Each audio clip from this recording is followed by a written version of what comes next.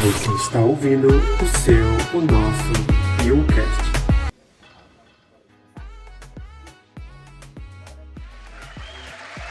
Fala Pionzeira, este é a Pioncast, o nosso podcast. Meu nome é Antônio e hoje, pessoal, a gente tá muito top. A gente tá recebendo o ex-brigadista, jornalista e autor do livro Anjos da Natureza. Seja bem-vindo, William Borges. Cara, o prazer é todo meu estar aqui, sabe? Estou muito feliz. Primeiro, por voltar a Pium, né? Minha casa, sempre foi minha casa. A gente sair daqui, a gente acaba saindo de Pium por falta de opção, não por amor. E a gente ama demais. Quem sai aqui de Pium, diz que quem bebe a água ali do Rio Piauzinho ali, né? Que a nossa água que vem aqui pra rua é do Rio Piauzinho, pelo menos era, né? Porque eu morava aqui, diz que não esquece o Pium, né? E eu sou desses, então é um grande prazer estar aqui. Agradeço demais por abrir esse espaço e fico muito feliz, cara. Eu cheguei aqui, vi o teu estúdio, vi o teu espaço, estar aqui num programa que é voltado para a cidade, isso me deixa feliz demais. Bom, o prazer é nosso, né, pessoal, que tá recebendo você aqui. E hoje o programa é um oferecimento de Guardiano Mercado, Restaurante Nova Opção, Espetinho da Gleice, Relei da Turicatu, Loja Santa Maria. E todos os tipos de William, porque na minha cabeça era com 2 L's, era com M no final, mas eu acabei localizando, é @William, com N no final, ponto, não tenho, eu tô mentindo, pessoal, é W. É W-I-L-L-I-A-N, William. Tá vendo, pessoal? É muito difícil mesmo. Bom, William, conta pra gente, pra quem não te conhece, pra quem não acompanhou a sua infância, sua adolescência aqui em Pium, né? Pra quem não conhece o William, é realmente aqui de Pium, tá, pessoal? Como é que é? Quem é o William pra nós aqui? Cara, a minha história começa muito antes de eu nascer. Meu avô, ele foi das primeiras pessoas a chegar aqui em Pium mesmo. Não na cidade aqui, mas ali no interior. Ali hoje é onde é a Fazenda Água Branca. O meu avô veio em 36 morar ali. E aí, a partir daí, ele criou família e tal, tudo mais, e minha mãe nasceu aqui. Por volta lá dos anos 80, meu avô adoeceu, teve que vender a terra dele e tal, e procurando uma melhoria, um pouquinho de saúde, tratamento de saúde, ele estava cego e tudo mais, ele acabou indo para a cidade de Porto Nacional. Foi em Poeiras, passou uns dias em Poeiras, depois voltou para Porto Nacional. E ali em Porto Nacional, minha mãe conheceu meu pai. E acabei nascendo nessa brincadeira. Minha mãe não ficou com meu pai e tudo mais, eles acabaram separados, 2 meninos, minha mãe tinha 16 anos na época. E meus avós voltaram pra cá e eu fui criado pelos meus avós. Eu acho que todo mundo aqui conhece, que é a Dona e o Zé Anacleto. Acho que todo mundo conhece aqui. E aí eles voltaram aqui pra Pium e eu voltei junto. A gente morou ali, a moradia que eu tenho mais lembrança, Antônio, é ali perto do Café da Roça, antes do Assis. Hoje não é mais nem a Fazenda do Assis, né? Acho que ele vendeu lá. Ali próximo ao Café da Roça. Bem depois do João Loura, ali onde morava o João Loura e tal. E aí a gente morava numa casinha de palha e tudo mais. Depois eu sempre gostei de estudar, tal, me apaixonei pelo cinema. Pelo cinema através da televisão. Naquela época pouca gente tinha televisão, eu ficava aí na casa dos vizinhos assistir e tal. E eu me apaixonei por isso e a gente veio estudando para essa área. E através dessa paixão, eu acabei me apaixonando pelo jornalismo. Aí quando a gente terminou o ensino médio aqui, cresceu aqui na cidade, nesse interior aqui, lá perto da sua casa, né? Sempre ali, todo menino, a gente todo menino ali, naquelas proximidades ali. E aí eu fui estudar, fazer faculdade de jornalismo, me tornei jornalista, graças a Deus. Depois voltei pra cá, montei um jornal aqui, não deu muito certo, fiquei trabalhando em assessoria de comunicação e tal. E fui construindo a minha vida, né? Mas por último eu acabei conhecendo a minha esposa. E aí a paixão pela mulher acabou sendo maior do que a paixão pelo Pium. Ela não quis vir pra cá, eu tive que ir atrás. E acabei me mudando. E agora a gente escreveu esse livro e tá lançando aí. Então, resumindo, é isso. Você já acabou contando como é que foi, né, seu encontro com o jornalismo, né? Pelo fato de você ter gostado de estudar. E a brigada, assim, como foi que a brigada entra na sua vida? Combate ao incêndio florestal? Sempre, cara, desde que a gente era criança ali, nas escolas, que ia participar desses eventos e tal, ambientais, eu sempre fui apaixonado pela área ambiental. E nessa paixão a gente vai desenvolvendo, surgindo outras coisas. por exemplo, na época que dividiu, que criou o Parque do Cantão, eu participei daquelas discussões, menino ainda tal, chegava lá, ia junto com os professores e tal, participava dessas discussões. Depois do formado em jornalismo, quando eu retornei para cá, para Pium, faltava oportunidade de trabalho, surgiu as brigadas, né? E eu fiz a primeira brigada. A primeira vez que eu fiz foi aqui pro Prego Fogo. E quando isso aconteceu, eu me apaixonei. Vou te falar a verdade, é um serviço pesado, brutal, perigoso, mas gratificante. Quando você termina, eu posso dizer que foi o melhor serviço que eu já trabalhei até hoje em termos de gratificação. Quando você termina, você está feliz, você sabe que você fez algo pelo mundo, pelas pessoas, algo bom. Então, assim, eu me apaixonei mesmo. Depois disso, eu tive 2 oportunidades de trabalhar como brigadista, aí trabalhei. Depois eu fiz concurso, estou trabalhando para o Estado e tudo mais, acho que o pessoal que me conhece sabe que eu trabalho para o Estado. Mas depois que eu estou trabalhando para o Estado, eu já consegui 2 folgas, assim, tirando quase que licença praticamente, para ir combater fogo, porque eu gosto disso. E nesse trabalho, né, a gente acabou conhecendo várias histórias, conhecendo várias pessoas. No dia do lançamento mesmo do seu livro, Anjos da Natureza, que a gente vai falar logo mais na frente, me falaram que esse trabalho vicia, né? Você chega digamos, acho que tem uma liberação de dopamina, né? Pra viciar precisa ter essa liberação. Assim, como é que é, assim, a sensação de digamos assim, a sua função é essa, apagar o fogo ou, digamos assim, tentar fazer o fogo não, digamos, se alastrar ou prejudicar uma área maior do que já prejudicou. Assim, como é que essa decisão ela é tomada? Existe digamos, um chefe hierárquico que fala, não, a gente vai traçar esse caminho ou não? Todo mundo chega lá e muitas vezes o que está programado nem sempre acontece, né? O que acontece? Não, a gente tem que mudar, vamos mudar o plano e como é que é? Como é que é esse feedback no meio assim, digamos, do mato, da floresta? É aquela coisa, cara, papel aceita tudo, né? No papel tudo é livre. Quando você chega a campo, ali, por exemplo, às vezes falta comida, falta água, falta equipamento quebra, tudo. Então, assim, você chega lá, tem um planejamento, mas a gente tem uma organização hierárquica. Normalmente uma brigada, ela é formada ali, tem o chefe de brigada, o chefe de esquadrão, aí você tem essa linha. E normalmente, por exemplo, o cara que é o chefe de brigada, ele toma a decisão. Aí você chega lá, analisa, conversa, a equipe conversa, analisa de onde está vindo o vento, qual área que você quer proteger.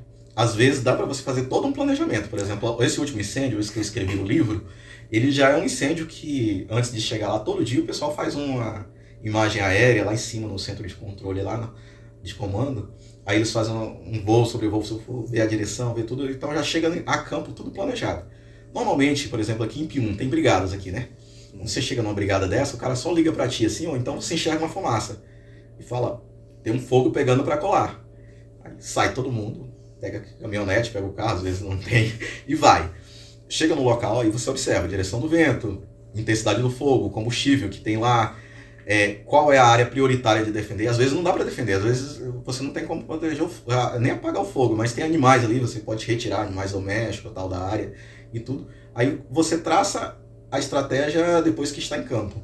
Porque a gente não tem esse auxílio, às vezes, na maioria, por exemplo, essas brigadas menores não tem o auxílio de um drone ou de imagens aéreas, como a gente tinha de helicóptero e tudo. É tudo ali no visual mesmo. Chegou, enxergou. Já tive a oportunidade de apagar fogo dentro de mata. Porque assim, a gente tá apagando fogo aqui, tá achando que tá abafando. Aí você vai, tá achando... Depois que você anda 1 quilômetro, você descobre que é uma bolha que tem ali, a gente chama de ilha, tá? O fogo tá quase chegando no local que você começou aqui, você vai fazendo uma volta assim. Então, você tem que ter muito cuidado. E brigadistas mais experientes, eles têm um pouco de noção, mas a gente quando tá muito afobado, assim, que a gente acaba fazendo esse trabalho todinho perdido, porque você faz aqui aquela ilha, quando você dá festa, você saiu aqui, fez um dedo, quando você volta, você tá quase no lugar. Se você tivesse cortado reto aqui e feito uma linha, tinha acabado. Não sei que ano foi, mas teve, acho que foi 2011, foi 2012, um incêndio muito grande na Ilha do Bananal. Você estava presente nessa época? A Ilha do Bananal, ela tem quase que... Todo ano tem. Vamos dizer assim, teve um em 2021, nesse eu fui. Eu esqueci de fazer a chamada. Pessoal, agora a gente tá no momento William. Pode continuar. Pode continuar. Tranquilo. Então tá, na Ilha do Bananal, eu estive lá em 2021, que teve um incêndio gigantesco. Em 2011 eu nem não tinha trabalhado de brigadista ainda. E teve outro gigantesco que eu estive também em 2016. Veio gente do Brasil inteiro. Esse 2021 veio gente do Brasil inteiro. Esse ano passado também veio gente do Brasil inteiro. A gente teve mais de 180 homens lá, em Campos, trabalhando. Então, assim, ali é uma região que quase todo ano queima. A Ilha do Bananal, ela tem a ilha, e dentro da ilha tem uma ilha dentro da ilha, que é uma floresta. Floresta fechada, que é o que normalmente o povo fala quando tá pegando fogo dentro da ilha, nessa floresta que tem lá no meio, que é chamado Mata do Mamão. Porque as áreas que tem por fora, é mais fácil de você apagar o fogo, porque é um fogo de varjão. À noite você ataca ele ali, às vezes você apaga 8, 10 km de linha de fogo. Agora dentro da floresta, você trabalha dias para apagar uma linha de fogo, que é difícil de chegar. O helicóptero passa, te pega aqui no acampamento, te leva, te larga lá, você passa 24 horas lá, aí você chega lá no heliponto, anda 1, 2, 3 quilômetros a pé dentro de uma mata, que demora pra caramba, chega lá no ponto de combate, aí você combate, não pode combater à noite por causa de árvores que tá caindo, desse tipo de coisa, aí depois você retorna. Então assim, quando o pessoal fala fogo na Ilha do Bananal, é dentro da Mata do Mamão. E é uma mata linda, cara, tem até aqueles índios, cara pretas, que ainda dizem que existe uma família dos índios cara preta lá dentro, que são os avacanoeiros, que estão lá sem contato. Mas assim, se eles estão lá ainda, estão sofrendo muito, porque todo ano queima lá, praticamente. Ou pelo menos um ano sim, o outro não. Porque o que acontece? Ali está todo cercado de criadores de gado. A Ilha do Bananal é toda cercada de criadores de gado. E as pessoas passando por ali acabam tocando fogo em algum lugar, e depois que entra na mata, acabou. Entrou na mata ali só quando chove. Imagina. Agora, só uma opinião. Por que você acha que o Tocantins sempre está disputando o primeiro e o segundo lugar nos focos de incêndio? Assim? O que acontece no Tocantins? Porque sempre tantos focos. Falta de trabalho preventivo, de educação, conscientização. Porque o pessoal gasta muito no trabalho ostensivo. Na hora que pega o fogo, vai lá, vamos apagar. O governo gasta muito com isso. Uma operação dessa na Ilha do Bananal é uma operação aí de 50, 60 milhões. Uma hora de helicóptero é 8, 10 mil, por exemplo. O helicóptero passa o dia quase todo trabalhando. São diárias de pessoas que estão ali. Então, assim, uma operação dessa, ela custa 50 milhões. Então, o governo gasta. Só que ele está gastando errado. Tem que trabalhar, a gente esquece que o fogo é uma das forças da natureza. A gente domina o fogo há tanto tempo. E foi uma das primeiras revoluções da humanidade, foi quando ela dominou o fogo. A gente domina o fogo há tanto tempo que a gente esquece que o fogo é uma força da natureza, é como a água. Se ele tiver nas condições ideais, ele toma o teu controle e vai embora. Você não consegue. Eu já vi situações de brigadistas inexperientes tentando tocar contra fogo. Ele chega aqui e vai tocar o contra-fogo sem o preparo certo, o fogo vai embora e vira outro incêndio, entendeu?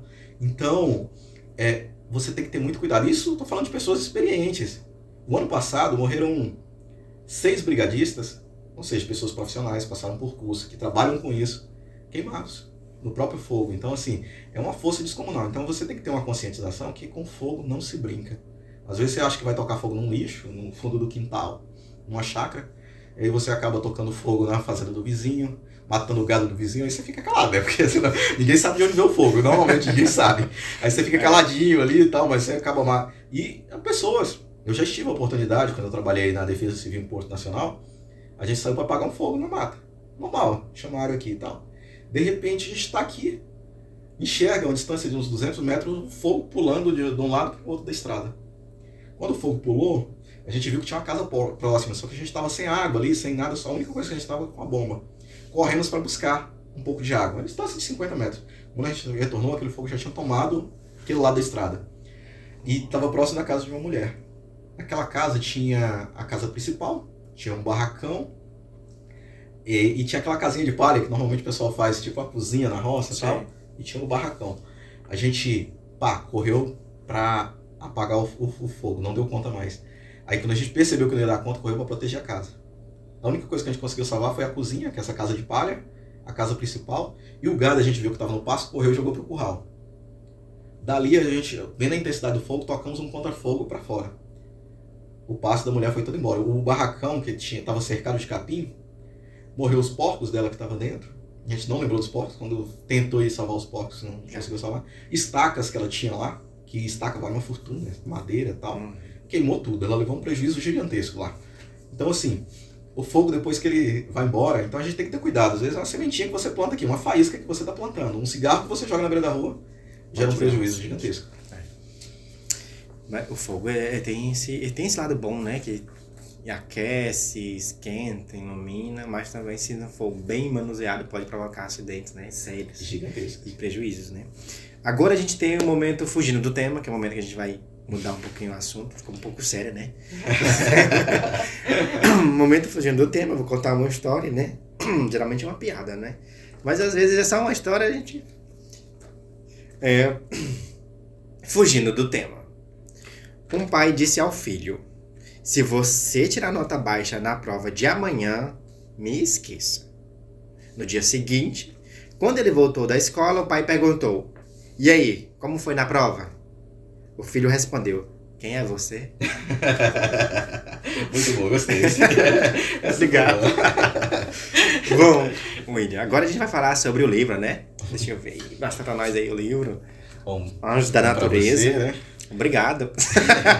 Eu estive no lançamento, né? Tu pegou um naquele dia? Não, então esse é o foi seu. disputadíssimo, pessoal. Não consegui. Consegui só a foto mesmo. Anjos da Natureza, o nome do livro, tá, pessoal? E, William, como é que foi... Qual a inspiração deste livro? Eu já sei, né? Mas o público de casa Não sabe. Qual foi a inspiração desse livro, assim? E como é que está sendo esses lançamentos? Tem mais ainda acontecendo? Sim, claro. A gente, cara, vai participando dessas experiências, vendo muitas histórias boas. E eu, durante esse tempo, eu entendi que o trabalho educativo, ele é o trabalho principal de um livro. Ou de um livro não, no combate a incêndios. Aquilo que eu estava te falando agora há pouco.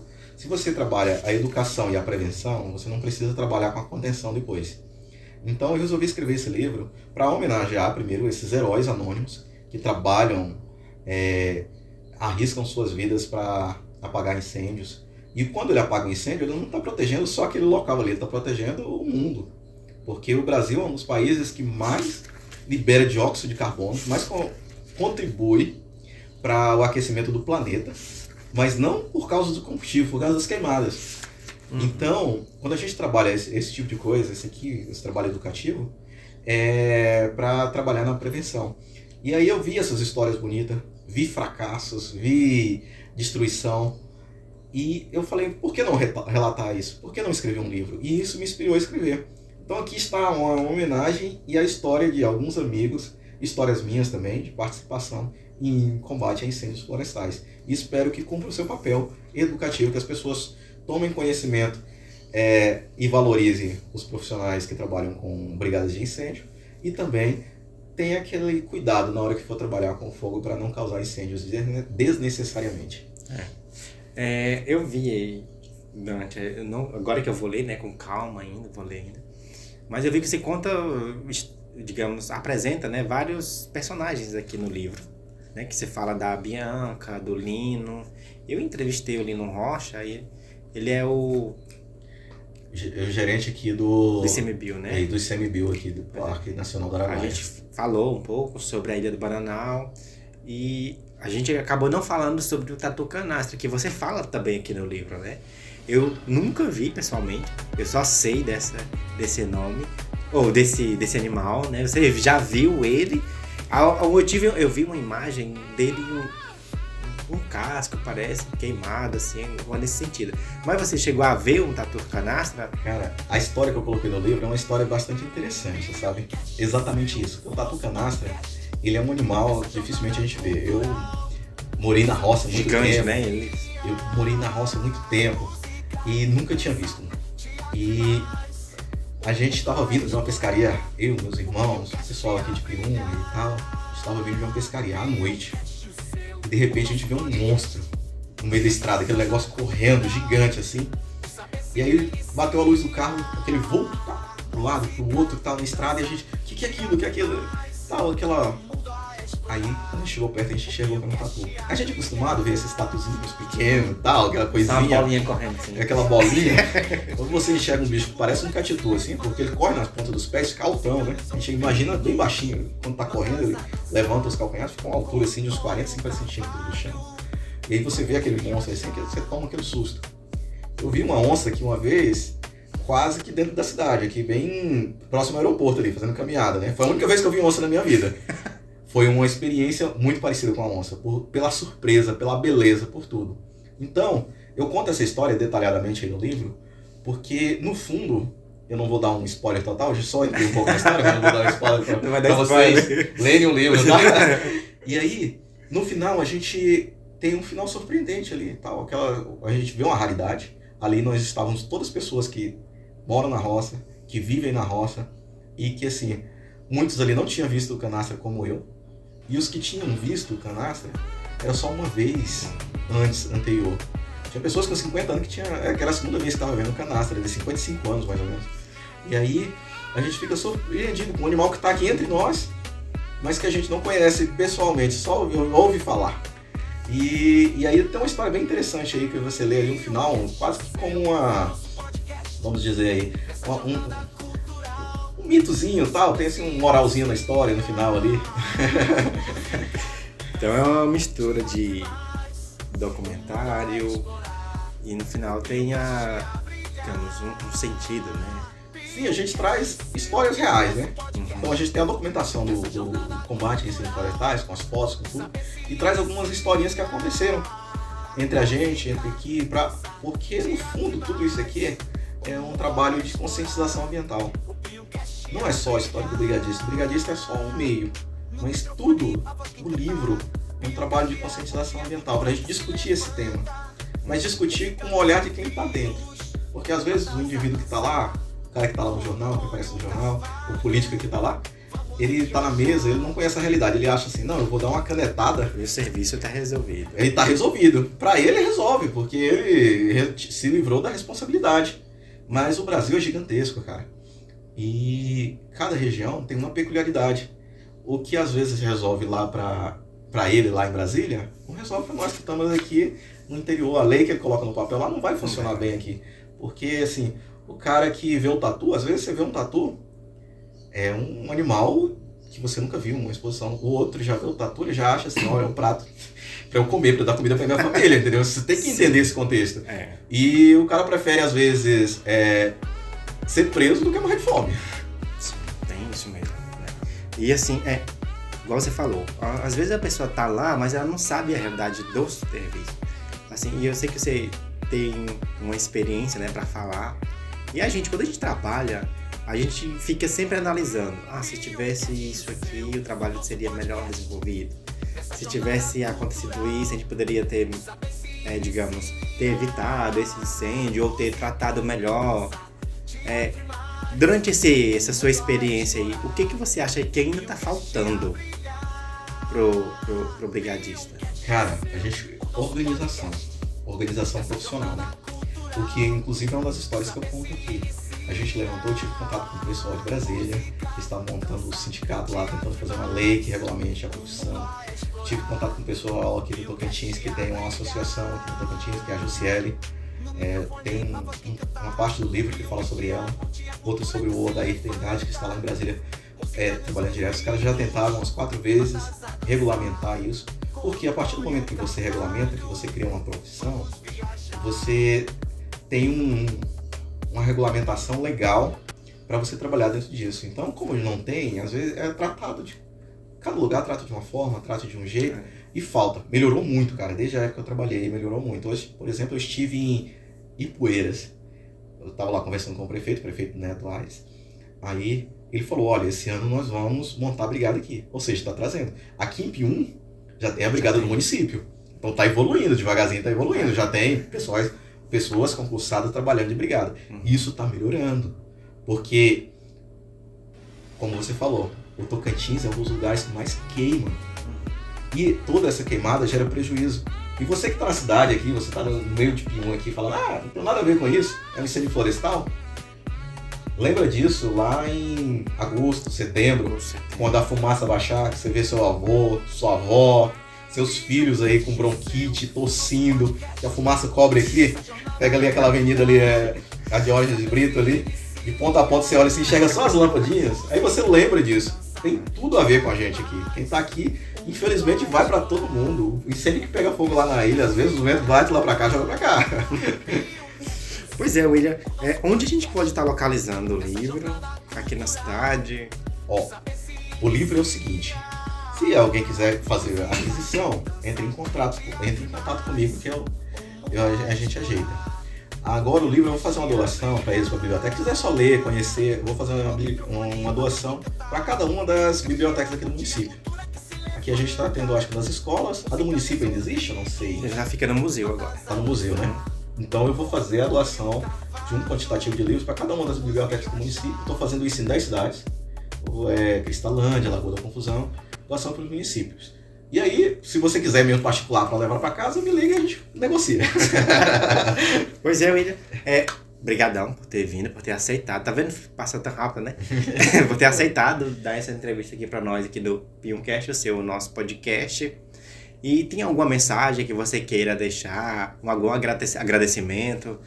Sim, primeiro eu quero agradecer aos patrocinadores, né? Que o livro desse aqui a gente trabalha quase um ano para construir isso. A gente vê assim só o papelzinho, acho que não vale nada, mas, cara, você só descobre quando você senta para trabalhar. Então, assim, eu tive a ajuda aqui do Banco da Amazônia, graças a Deus, o Ministério da Cultura, né? Agradecer o governo federal que ajudou a gente, o Ministério da Cultura, o Banco do Brasil, a Caixa Econômica Federal, os Correios.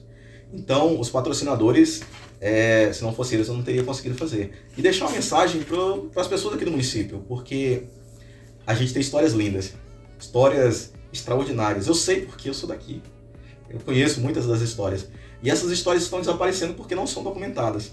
Você escreve um livro desse aqui, às vezes agora ele não faz tanto sucesso, mas ele vai para a biblioteca, ele vai ficar lá por 30, 40, 50, 100 anos. E aí daqui a 100 anos, o seu neto, às vezes, que está aqui, vai conhecer a história que era do seu avô, da sua mãe, que eles presenciaram.